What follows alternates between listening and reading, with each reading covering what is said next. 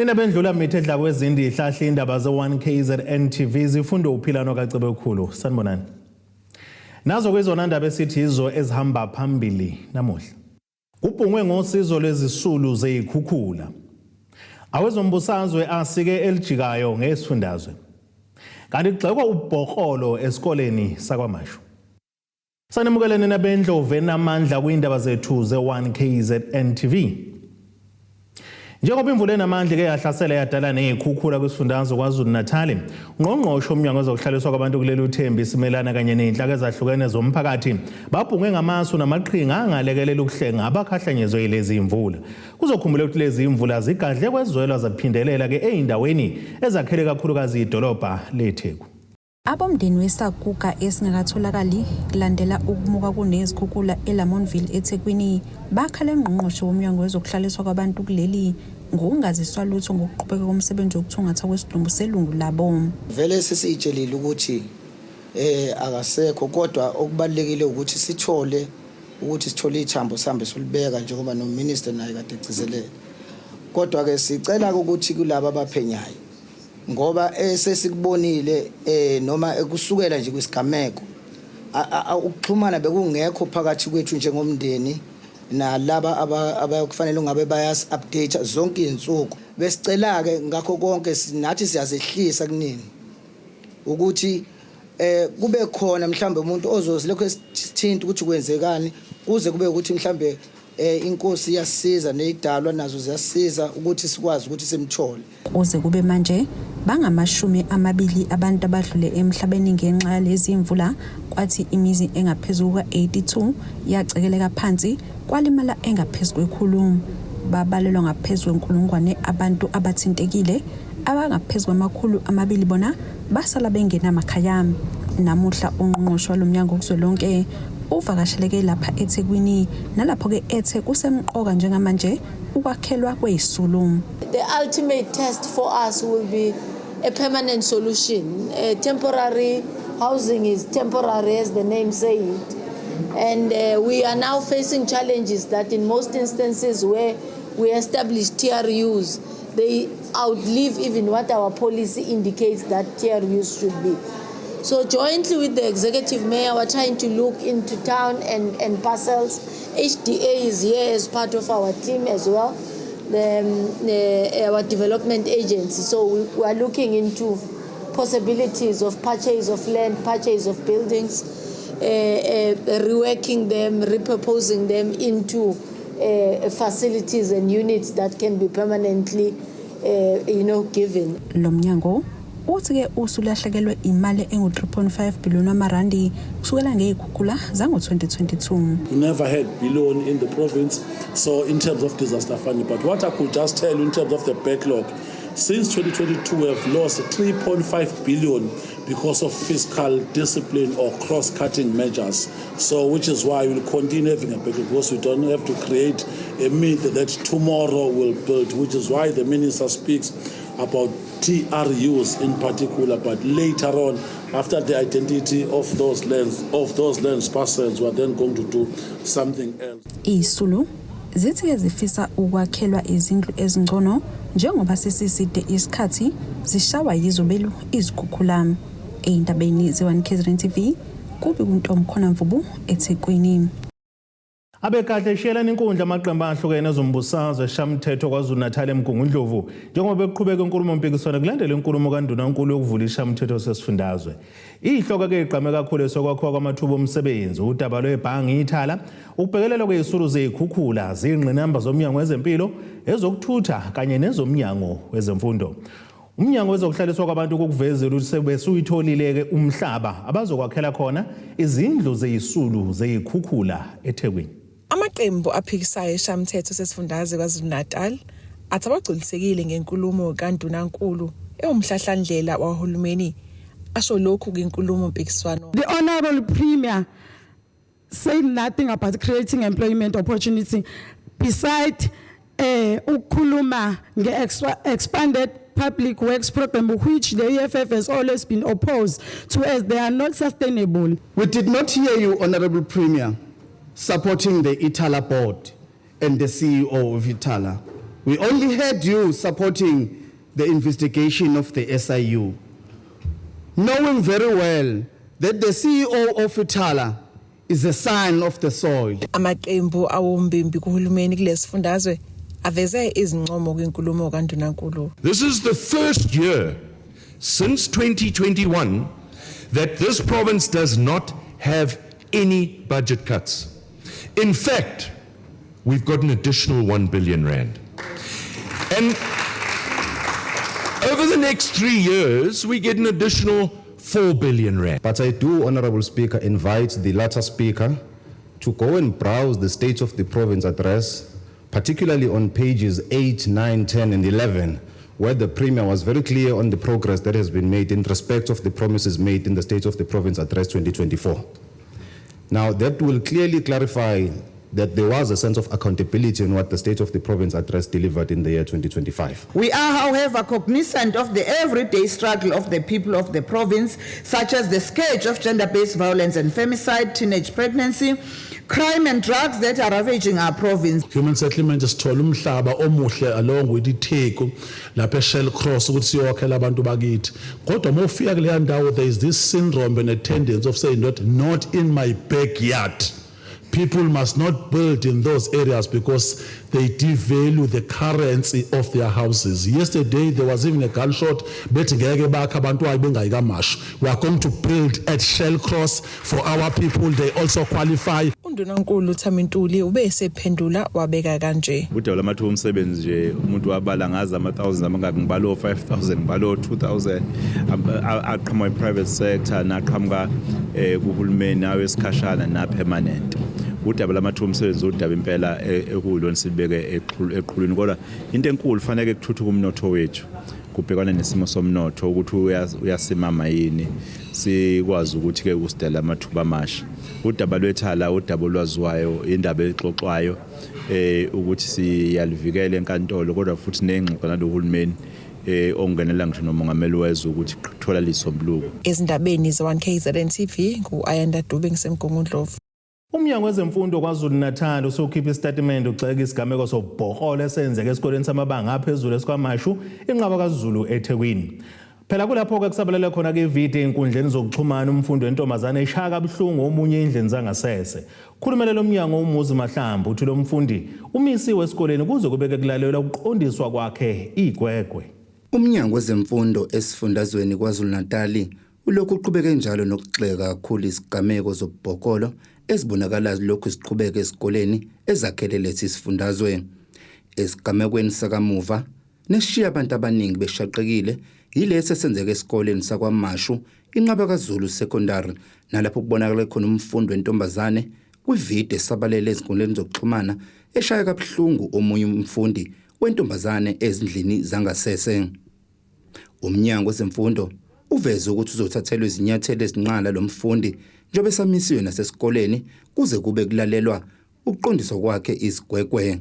Umnyango wezemfundo KwaZulu-Natal siphazamise kakhulu kabi ngevideo esatshalisiwe einkundleni zokuxhumana lapha esikoleni enqaba kaZulu kuyisikole esikaMashu la kubonakala khona omunye umntwana eshaya omunye umntwana ngezimpama endlini ebukeka njengendlu yangasese itoilet. Sithumeleke umhlolo uthi asibhekelele ulidaba ngempela waqinisekisa ukuthi yebo udaba olenzekile umntwana suspendiwe kumanje kuzothi ngolesine avele ku hearing disciplinary committee la kuzothi ke masebehlalile besebenza izincomo kunhloko yomnyango ukuthi beyisikolo beyini abayincomayo ukuthi lo mntwana abanishwe kanjani. Izinto ezidisturbayo kakhulu kabi lezi esiqhubeka sizibone udlame olubhekiswe kwabanye abantwana besikolo ngabanye abantwana besikole. Sizothatha inyathelo ezinqala ukuze sikwazi ukuthi senze isibonelo kwabanye abantwana abasacabanga ukuthi it's a cool thing ukwenza into efana nale kwabanye abantwana. Abantu abaningi ezinkundleni zokuxhumana baphawulile ngale video esabalele abanye besho nokuthi kumele axoshwe lo mfundi esikoleni owenza lobu bhokolo. Ezindabeni ze1KZN TV kubika uThabani Maphumulo eRichards Bay. Owesifazana sendaweni yasenseleni ngase-Richards Bay enyakatho KwaZulu-Natal igama lakhe ligodliwe ngenxa yokwesabela isithunzi sakhe. Uthi ufuna kwenza ubulungisa kuboshwa osola ngokunukubeza umntwana wakhe wentombazana oneminyaka nje emibili yobudala. Uthi ungaboshwa kwakhe sokuholela ekutheni bashintshe indawo yokuhlala ngenxa yokwesabela impilo yabo. Lona wesifazane usola ingalo yomthetho ngokudebesela. Unina womntwana eligodliwe igama lakhe uthi isigameko sokunukubeza ngokucansi wengane yakhe asamukeleki. Lesi sigameko sokudlongolwa komntwana neminyaka emibili ubudala senze ngonyaka wedlule ezakhelene enseleni lapho abebehlala khona. Kanti kuvela ukuthi singesesibili esaziwayo endaweni kepha ke umsolwa akaboshwa. Mangithi ngiyabona iphenti lakhe linegazi. Mangithi ngimvula la kwindevisi nakhona futhi kunegazi and kuyabonakala ukuthi yinto eyenzeke ebusuku kodwa kuyabonakala ukuthi into entsha. Hayi sihambe ngoba babakhe wayekhona ngalowo day siphuthume sekanti wakho omdala oganele kwenye indawo afike echeck ingane ayithola ukuthi ingane inokubeziwe. Hayi nobaba wakhona asinikeza imoto sihambe siye eclinic. Masifike eclinic bethi same thing futhi bethi akulona udaba labo lamaphoyisa. Befonela amaphoyisa asithatha amaphoyisa asise Thuthuzela. Masifike Thuthuzela silindise udokotela oqala afike athina infection. Ayi ngivele ngisangane lapho ukuthi kanjani ukuthi ingane yami ngathi limele yabona ishi inama bruises yonke la kwindevezi ukuthi ungaba kanjani infection kodwa ingane yami ibonakala ukuthi ratio kathi mina angigculiseki. Uthi bahlalela ovalweni njengoba ke sebesabela impilo yabo kulandela ukuthi sebeshintsha inani indawo yokuhlala ngemuva kokuba ke umsolwa ephuleke umthetho wencwadi yamaphoyisa yezivikelo phecelezi i-protection order ngokubasabisa. Nakhona sabona ngoba esebuye asifonelanga asisendelanga message ukuthi kumele siye enkantolo kumele sokwenziwe ini enkantolo. Masifonela abaseshi bathi abazi ukuthi uphume kanjani ngoba wathatha ngolwesibili ngolesine waphuma. Nakhona simbone sesegcekeni ushaya ikhwele uyahleka wenza yonke into. Yilapho umndeni owathatha i-decision ukuthi abamxoshe egcekeni. Bamxosha ke kwangathi uyahamba ke uyohlala eMzingazi ngoba sayisavula i-protection order uthe Monday nge-17 lenye ngoFebruary wavimba ingane usisi wama victim u6 victim abawu2 abafunda primary abana 7 years ebabuza ukuthi ama victims ahlalaphi akuphi ingane zingasho ukuthi akuphi zingazinqaba ukubatshela ukuthi ngoba uvictim lo omdala wabaleka wasuka ekhaleni.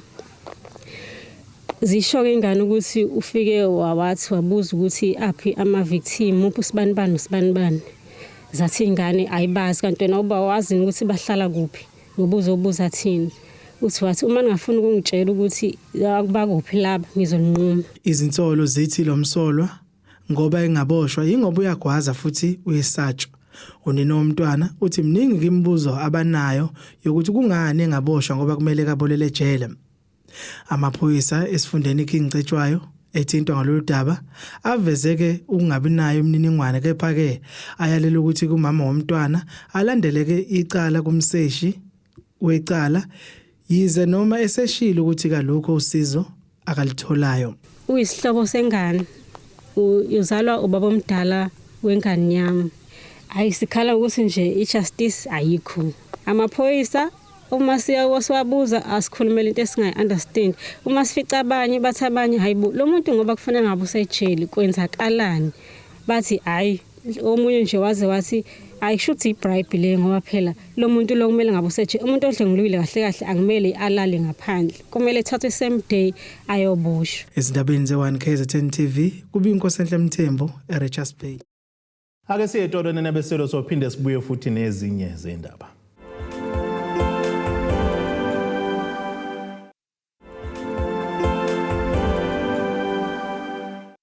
Sibonge siphinde sinamukele futhi kwindaba zethu ze1KZN TV.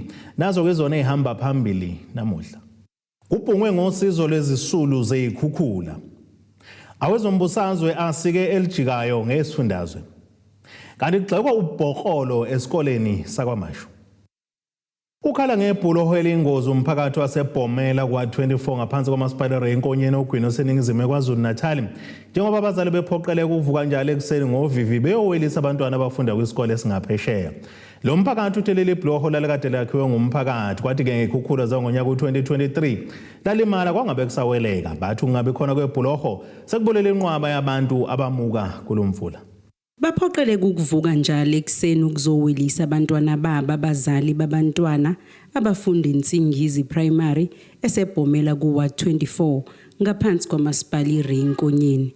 Njengoba lesi sikole singaphesheya komfula, lo mphakathi uthi leli bhuloho liyingozi kanti selibulela inqwaba yabantu abebemuka uma bezama ukuwela lo mfula, ikakhulukazi uma ugcwele kakhulu. Sinenkinga yale bridge lala. Uba izingane ziwela ziye esikoleni eNsingizi, kanti izingane zethu zincane. Njalo ke makunethile fanele sizoziwelisa la. Nathi hayi ukuthi siperfect siyawazi amanzi. Nako nomgwaqo nje wonke ke mumbu kuyale asinakiwe. Sekukaningi sikhala. Ekuqaleni sisebasha sasidonswa ngentambo kulomfula. Inkinga yakhona yinde. Siyalicela usizo labantwana ke bancane kakhulu. Elinye ilunga lomphakathi lithi sekushona abantu abaningi ngaleli bhuloho. Izingane zethu zisenkingeni la sekushona abantu abaningi, abantu abadala. Manje sesive sibona ukuthi izingane zethu ekseni nje sinenkinga, fanele khashwe izingane ziphinde zihlangatshezwe. Uthi bake bacela kuthisha inhloko ukuthi abavumele abantwana bangezi esikoleni mawugcwele kakhulu umfula. Thisha omkhulu uthe eliboni ibridge litrenda ku Facebook wathi izingane zakhe bengazi ukuthi ziwela endaweni embi kanjeni. Izingane zakhe ziwela kanjani endaweni enjeni. Ngabe sengacela ukuthi ngicela ukuthi uthisha omkhulu izingane zizoza esikoleni ezinye zingezi magnethile ngoba ngesithatha izingane zethu sizifake emanzini zimuke nemfula sikhulise egcineni sibese sishonelwa abantwana kanti kushona abantu abadala. Sacela ukuthi thisha omkhulu mangabe izingane zingazange esikoleni sicela ukuthi othisha abangazishayi. Thisha omkhulu azange sabe nankinga wathi thina sobona njengabazali. Wake wahlala kwikomiti lomphakathi uthi kade udaba lwaleli bhuloho belibika.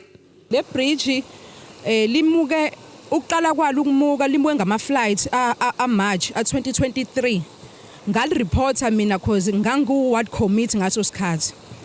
Engawokuthi ngaze ngahamba nazo izikhulu engeke ngikwazi ukuzisho ngamagama swako obaba bathi ngeza sizokhuluma indaba le bridge bathatha izithombe kwabantu abazofika la kuzofaka ukhonkolo nama pipe bese kuba ukuthi kufaka ngoba lo kwayilona nje wasime phezukwalo azange lakhiwe igovernment lakhiwe umphakathi bafaka amatshe nje banibona nje amatshe kanje yaqedwe kwabe swathela ukhonkolo ngaphezulu alikaze nje lakhiwe ugovernment leli bridge ube senxusa ukuthi bakhelwe leli bhuloho. Siyacela kodwa sicela basenzele ibridge ngoba siyahlupheka thina nabantwana bethu even mengabe bethu akushoniwe la kwenziwa ama means amaningi ukuthi umzimba uzuyofika emzini umuntu ngesathu ukuthi asinalo ibridge kodwa mase fanele kuyovota fanele kuhambe abantu baphuma bangena ezindlini bahambe khipha abantu ezindlini kambe kuthiwa kuyami ngiyovotela uhulumeni kodwa uhulumeni akasenzeli lutho. Imizamo yokuthola ukuphawula kwamasipalari enkonyeni ukuthola ukuthi zikhona yini izinhlelo zokwakha leli bhuloho imizamo iphunzile. Lo mbiko beniwethulele uZamando Sicele wezindaba ze1KZN TV ngisebhomela. Nakubuya kwazi ukuthola amanzi ahlanzekile umphakathi wasendaweni yasendaba yakhe kuWard 29 ngaphansi kwamasipala uMhlathuze enyakatho nekamthaniya kungenxa nje yelungu lomphakathi elikhiphe ephaketheni lalo labeke selakhela ke lo mphakathi indawo yokukha amanzi. Lo mphakathi uthi kungaphezulu kwezinyanga ezintathu zonke uhluphekela amanzi njengoba nezimoto ezithutha amanzi bezehluleka ukuphakela wonke umphakathi. Umphakathi wakuWard 29 endaba yakhe ngaphansi kumasipala uMhlathuze usophila ngokuthi ke uqhuba amabhali ugcwalisa izigubhu amanzi ngenxa ukuthi ke ompompi bomenkwe amanzi awaphumi. Lo mphakathi uthuke sekungaphezulu kwezinyanga ezintathu unalenkinga. Izimoto eziletha amanzi emphakathini amavatekani awafiki. Uma efikile ke afika kanye ngeviki nawo futhi lawo manzi egcine nganele wonke umphakathi.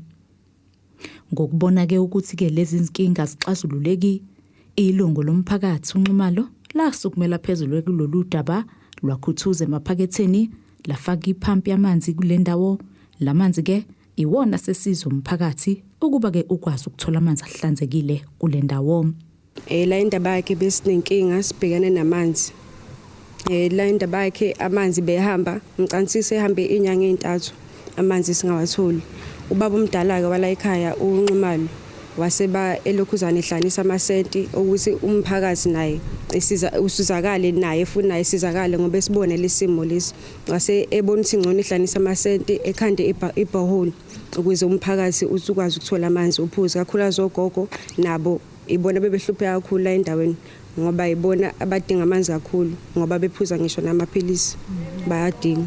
uNxumalo usiza umphakathi nje akabheke inzuzo ngalokho lokhu kwenzeka nje ngemuva kwemizamo eminingi bezama ukuthola usizo kuzinhlaka ezithintekayo ezokwazi ukuthi sibalekelele kule nkinga ababhekene nayo. Ama-Vatican ngicansi befika noma kanye ngeviki and futhi abekhetha nendawo efika kuwona so amanzi nje beswahluphekela kakhulu abeyimvela kancane engatholakali la endaweni. So ubaba nje ukufaka kwakhe iphampu ukusizile kakhulu umphakathi bonke sebakwazi ukuthola amanzi abadingayo futhi noma ngasiphi isikhathi bayathola wonke umuntu uvumelekile. Ubaba ubamnxumalo lana ekusizeni umphakathi akusiza ngoba mhlawumbe kukhona into azoyibenefita noma azoyithola ukhiphe nje iphayitheni lakhe ukuze wonke umuntu aneliseke abe right athole amanzi egcine ephelile mekuphela usuku aphelile.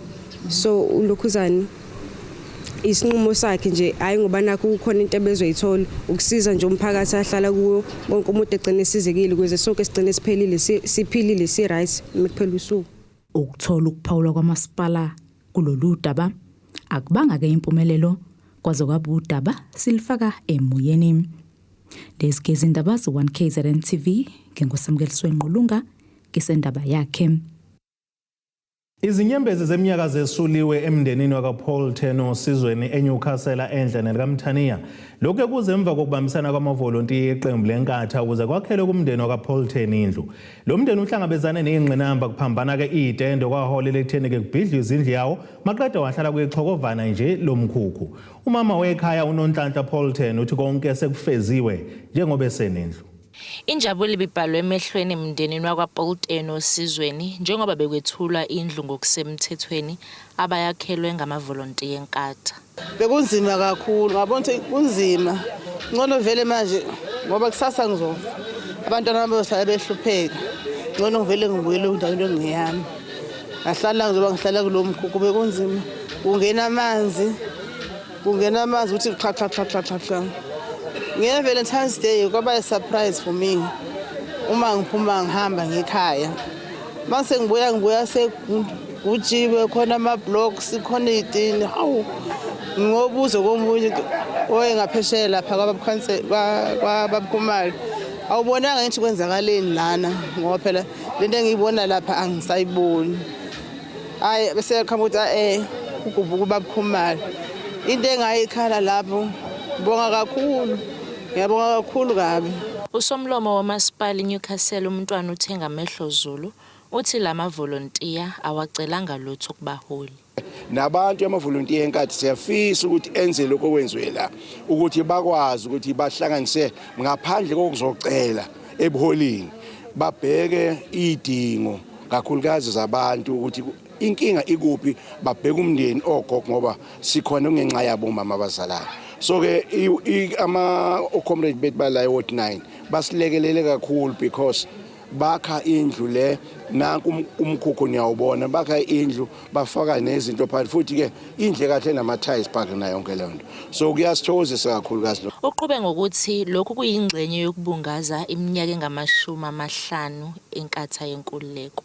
Ngakho ke ukucelebrate kwethu 50 years siyafisa ukuthi kungabi ukuthi kushiswa nje inyama kuphela akube khona into ezibonakalayo ezenziwayo zenzele umphakathi ungazenzeli wena uthi mina nakho hayi ngiright senginendlu mina ngiright kodwa wenzele umphakathi ingakho nje even naku 10 point plan yethu ka 2024 yayisho njalo ubhekelela umphakathi ubambisana ikole khona manjalo usihlalo wamavolontiya uThami Nzuza uthi bekuyisimo esingesihle kahle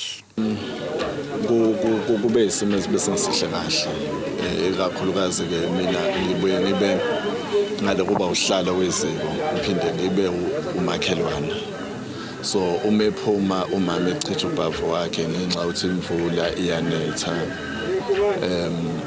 khona usuku la kaya khona edrobheni noma ephumile washiya abantu ukuthi bamkhonkele la umkhukhu mawuthi uyabheka njengoba bezama ukuvala amanzi aqhuma ngaphakathi so kwase kuphoqa ukuthi umuntu akenze ukuthile.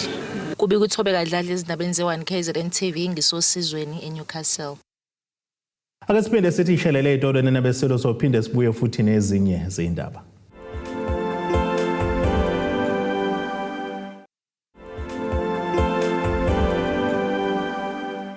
Asibonge siphinde sinamukele nabesilo kuyindaba zethu ze1KZN TV. Nazo ke zona ehamba phambili namuhla. Kubhungwe ngosizo lwezisulu zezikhukhula.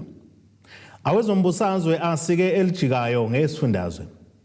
Kanti kugxekwa ubhokolo esikoleni sakwaMashu. Ake sibheke engosini yezomnotho.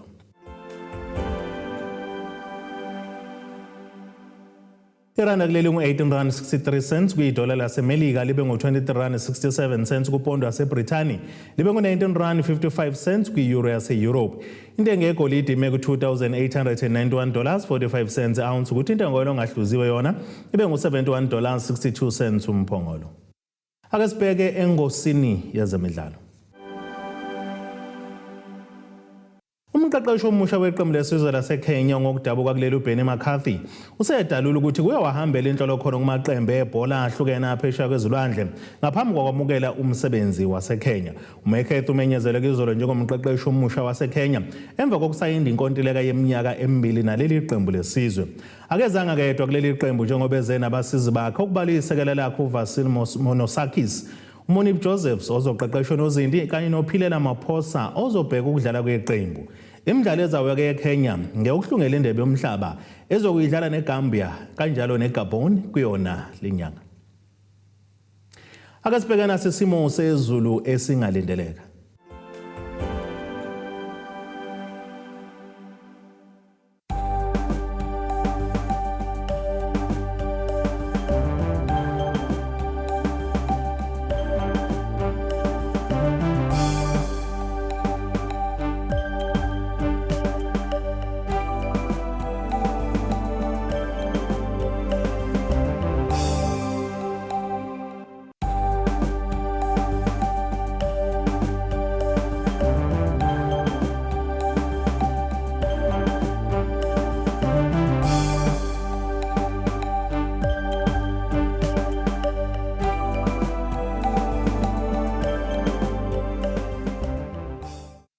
Nena benyathe emnyama kandaba ejame ngomkhonto ophezulu komzimvubu amamponda isabuke ehlelo kamzimba umntwana nethimba lonke leindaba sithi khumo.